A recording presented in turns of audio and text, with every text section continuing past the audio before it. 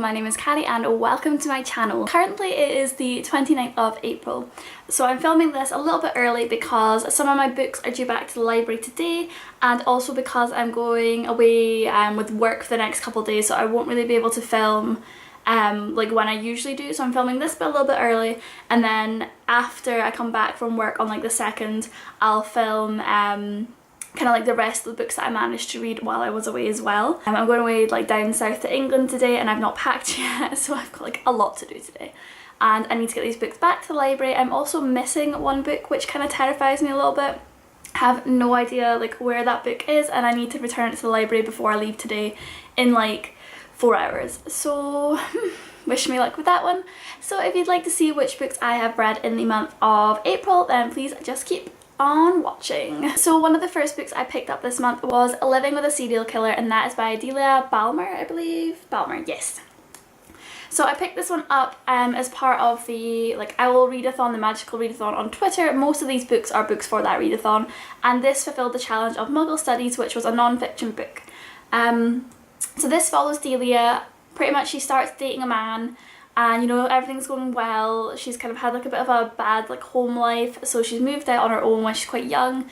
She meets this guy, and you know, everything starts off well. He's kind of treating her alright, and then slowly he like gets like a bit abusive, and then he gets very, very abusive, like very like aggressive with her, starts hitting her and things, and like, you know, just being very jealous, very possessive of her. And there comes a point where like she basically nearly dies because of him, and she kind of puts an end to it, and she's kind of piecing together things that she's said, and she realizes that he has in fact killed people before. He goes on the run for I think it's about 6 years, and it's just basically her story of how she kind of survived living with him, and when he was on the run as well, obviously not knowing where he was. The story wasn't really listened to by police. Everyone kind of thought she was being dramatic. They didn't pay her much attention. So it was quite hard to, obviously you don't know for sure if these events happened the way that she remembers them, or if she is obviously annoyed at the police, so her memories are now kind of tainted by that, and they're not quite as like, oh, I hope they weren't as bad as what she makes them out to be in the book, really. It was an enjoyable read. I'm glad I kind of picked it up. It's the first non-fiction book that I've picked up in so long, so I'm kind of glad that I did it. And yeah, so I'd recommend it if you fancy reading some of that, but some of the things in it are a little bit haunting. Next, I picked up Nimona, and that is a graphic novel, and that is by Noelle Stevenson. I loved this so much. I loved the story, I loved Nimona herself, I loved everything about it. It was just such a good read. I managed to read this within like a couple hours. I don't even think it was. I think it was like 1.5 hours because I bent the pages.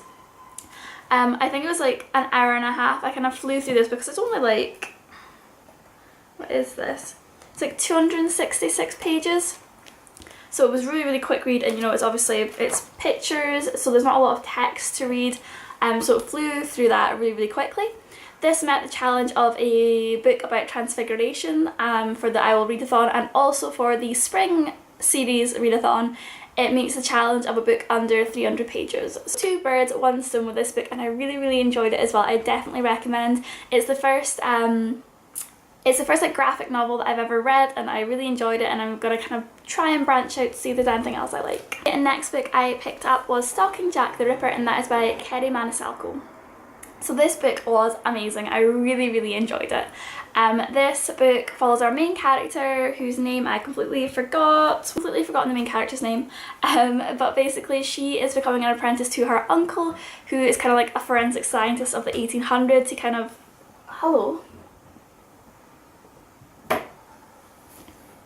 he is kind of doing autopsies at the time, and obviously that's not very like, it's not thought of as like a woman's career, even now I don't think, but especially not in the 1800s, where ladies were kind of thought not to be able to deal with anything that gruesome. So it follows our main character as she is trying to solve the case of Jack the Ripper.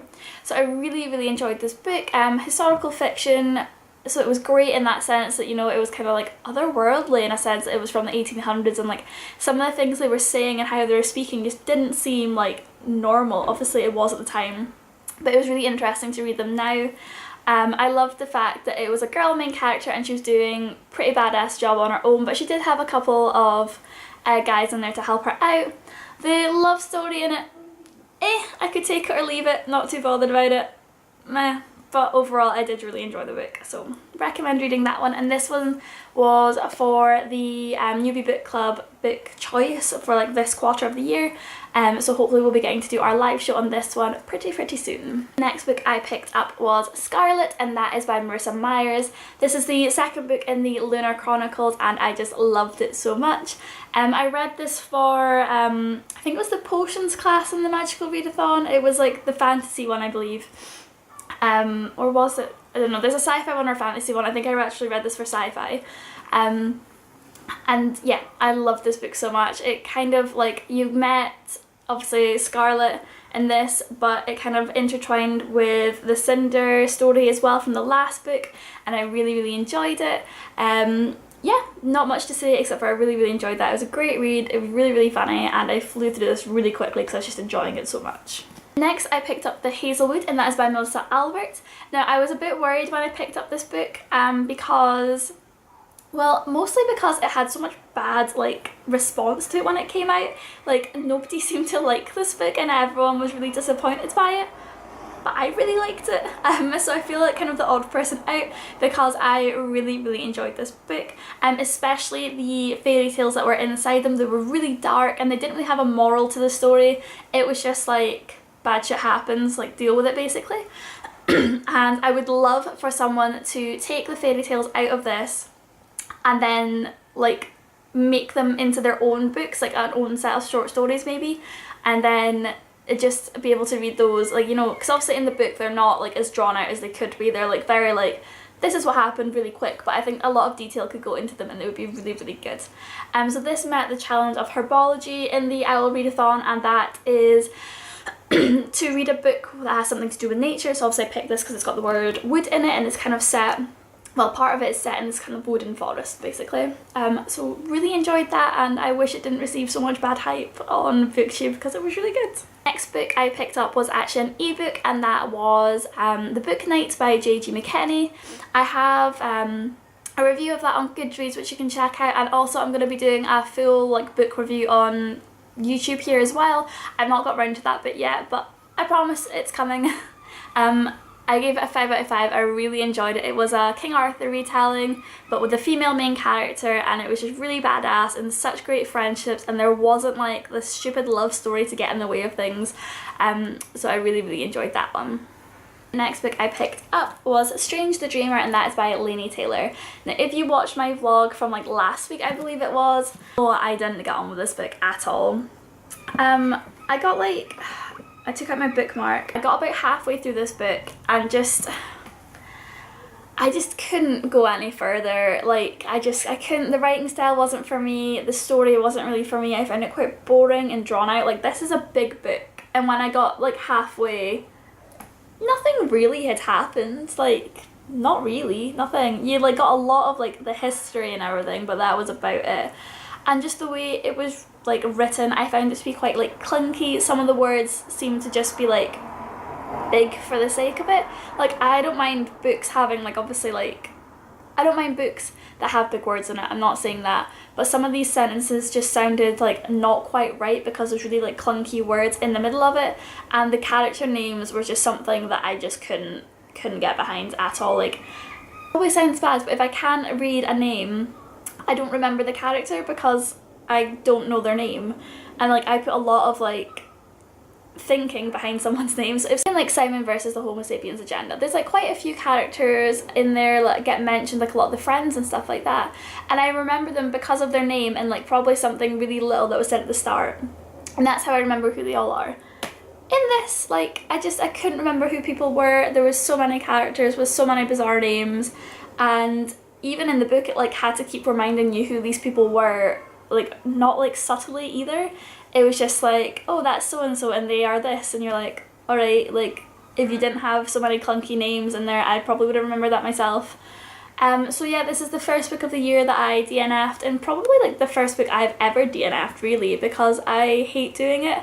I think if a writer puts so much work into a book, I really should try and finish it, but like, I'm sorry, I couldn't do it. This book got DNF'd. Speaking of Simon versus the Homo sapiens agenda, that is like one of the books I read this month, but it is also the book I have no idea where it is in this flat. So as soon as I finish filming this little clip, I'm gonna just run around the house and try and find this because I need to return it. But 5 out of 5, I absolutely loved it. I think at the start of the book I was kind of worried that it was gonna be a bit like, I don't know how to explain it, but I thought the writing style was gonna be a bit basic and maybe a bit like childlike. And I didn't think I was going to get like gripped into the story as much as I did, but give it like, it took about like 30 or 40 pages and then I was like, yeah, okay, I'm going to keep reading this, and I read it in like the space of an evening. I just really enjoyed it, so I'm glad that I did stick it out because it lived up to the hype. But yeah, the first like few pages I was kind of like, why does everyone like this so much? But as I got into the story I did really enjoy it, and it's just a lovely story of a boy who's dealing with his sexuality and dealing with all of his friends at this time, and I'm really looking forward to reading Leah on the Offbeat, which is kind of like, not the sequel, but like what are they called? It's kind of like a partner book. So like they have the same kind of people in the book, the same characters, but it's a different like character's perspective on it, if that makes any sense. I've probably just butchered the whole plot of that there, but there you go.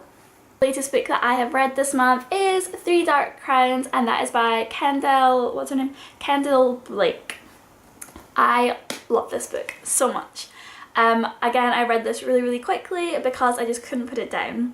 It follows our three main characters who are like triplets, and they are born each with a different power. So you've got one who is a poisoner, and her power is to be able to poison people, like to know a lot about poisons, and to also be able to like ingest poison but not die. Then you've got the naturalist, who is kind of control of the elements and like wind, rain, fire, stuff like that. And then you have the third one, who should have like who's kind of like, I don't know, like her power is like animals basically, and nature. Her power is nature, so she should be able to, she should be able to like control nature, so like making things grow, controlling animals and stuff like that.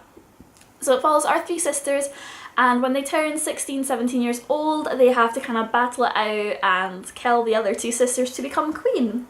So I love this book, I really enjoyed it, I couldn't put it down, and I would highly recommend this book. I'm looking forward to picking up the sequel to this one, which is One Dark Throne, but unfortunately my library doesn't have it, so I'm gonna have to wait until I can buy that one for myself. But really good book, check that one out. Those are the books that I've read so far. I will update you guys in a couple of days with what books I get finished in the rest of, in the rest of April.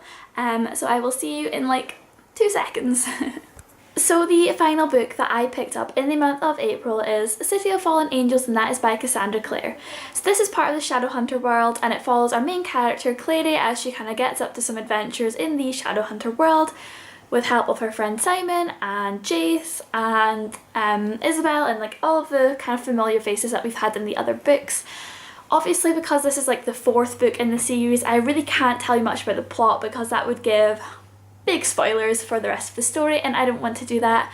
But I enjoyed the book. My only like slight annoyance was the kind of main love story in it. Again, I don't want to just say names, I don't want to ruin anything. But oh my god, like you know what it really reminds me of? When like you were younger and you read the Twilight books, don't even pretend that you didn't, and you had what's her name, Bella? You had Bella like moaning about Edward going away. He went away for a couple months. Excuse the motorbike. Had Edward going away for a couple months, and Bella turned into this like useless sap that couldn't do anything, and she was just like, oh woe is me, I'm lonely. Well, this is what this book kind of reminded me of from our main love story. It was just a bit annoying, and I know they're meant to be quite young. Oh my god, these cars. I know they're meant to be quite young and like, but god, it was just irritating. Like, I don't need to know all of this, like, oh, he's not spoken to me in 2 days, I am so distraught, like, I don't care. So that was like my biggest pet peeve with it, and I know a lot of people love this love interest, but like, I got a bit bored of it. I do still really want to read the rest of the series, and I did really enjoy the book.